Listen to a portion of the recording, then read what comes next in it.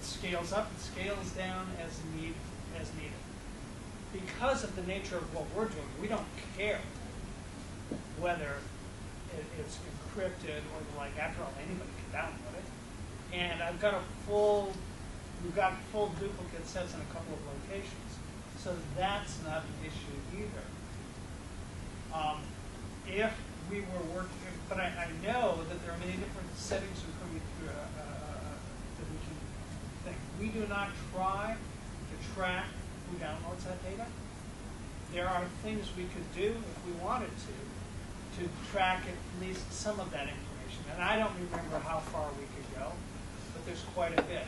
And I'm not even the flea of the back of the dog with what I'm doing with Amazon. But if you're a much larger organization, you've got some actual clout, you can probably enter into some arrangements that allow for very specific types of tracking with respect to what's done with your data. If you want, you'll pay for it.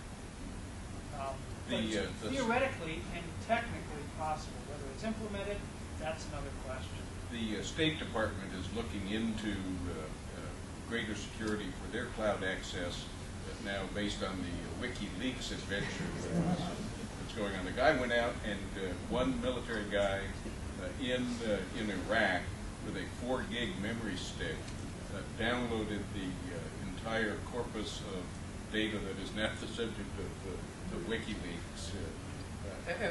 But that really leads us to, I think, one of the biggest challenges for law firms, for organizations, and it's the whole issue of data privacy and data security, and making sure that we got the right things in place.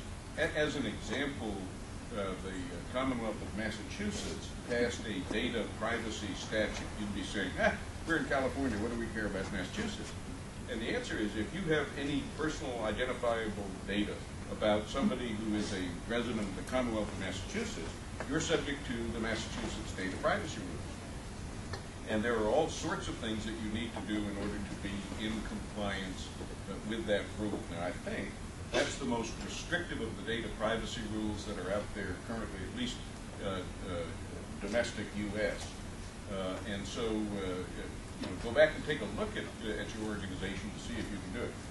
So, sitting here in California with California corporations, how are you dealing with the data privacy issues? From an e-discovery perspective? Well, I mean, to me, it bleeds over into e-discovery, but really, as a general matter, what are you doing to lock down personal identifiable information? Because I assume you get a slew of them. Right. So that's slightly outside my area. We do have privacy counsel who are very focused on things like that. We're very aware of the Massachusetts law and Massachusetts customers.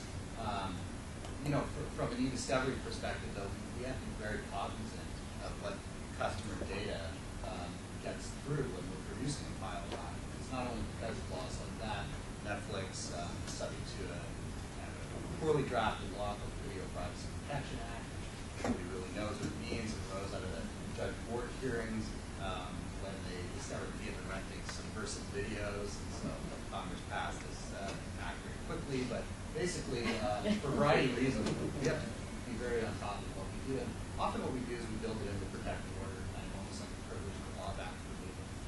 We take steps internally when we review the documents, reviewing documents that are linked, producing documents that are linked to customer information. We pay particular attention to that. The active side, you're not going to get this information. So, but it's something that's very popular. Again, yeah, I would echo that. We get 2,500 or 3,000 subpoenas a year, many times because the Franchise Tax Board, the IRS, local law enforcement, they're looking for people, and many or most of these people are PG&E customers. So obviously in a subpoena context, we'll turn that over, but in the normal run-of-the-mill work, we're really cognizant, really wary. We will redact, we'll seek protective orders, we'll engage our opponents as best as we can because we need to be.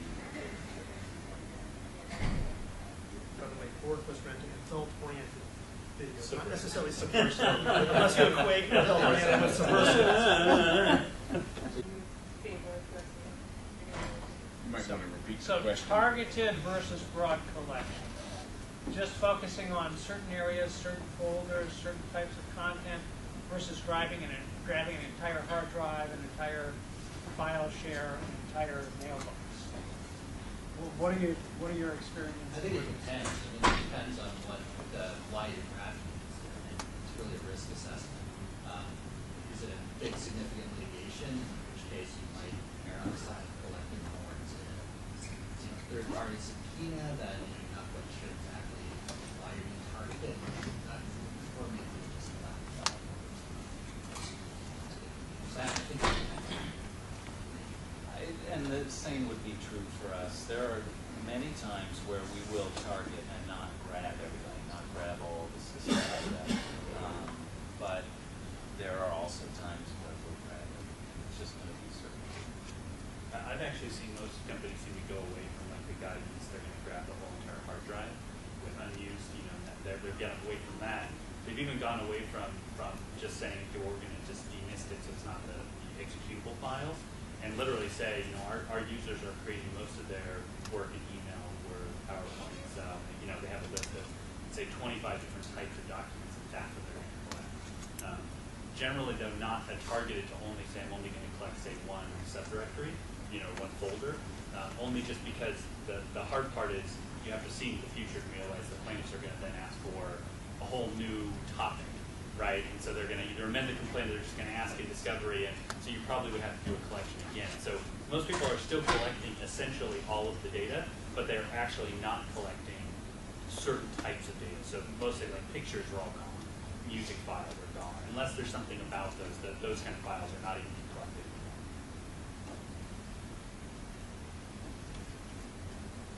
Okay, I think. Okay. Question for Reg and Mark.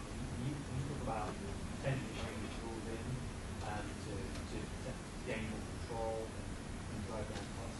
How easy is it in your organization to get resources for that? Beyond the software, thinking technology infrastructure, people, process building, training. How are you resource constrained around making tools work, or is that generally not an issue? So turns out there's a PG&E IT person who I didn't know who's on the AIM board, but I think she's left, so I can speak very candidly now. We are quite resource constrained, and I don't know if I'm sure we're not unique, but at PG&E, it's actually IT that controls the purse strings. So I have to make a request for products and services, and then they will weigh and balance that against all of the other requests. And we like to think that we're lawyers by God, we're important, but I've had a heck of a time the last few years getting IT to believe. I mean, I truly, literally have sent to our IT people the text of the Code of Civil Procedure and said, look, here is my legal mandate. I'm obligated to do these things, and so you need to provide me with some resources. So I think I've turned the corner, but they're kind of digging out quarters and dimes and stuff when I'm looking for the hundreds. And, Yeah, I'm a little bit, we're a smaller company. Despite how much we've grown, we're still, from an employee perspective, and our headquarters building a small scale. About 600. So it's a little easier to really work together, and I actually have a lot of support. It doesn't mean I have an open checkbook or right. Certainly the IT team knows that my obligations, knows that they have a role to help support people's operations. So it's just been really working with them to find the correct solutions and the correct processes to make them. I think we are at the end of our time. Is that right, John?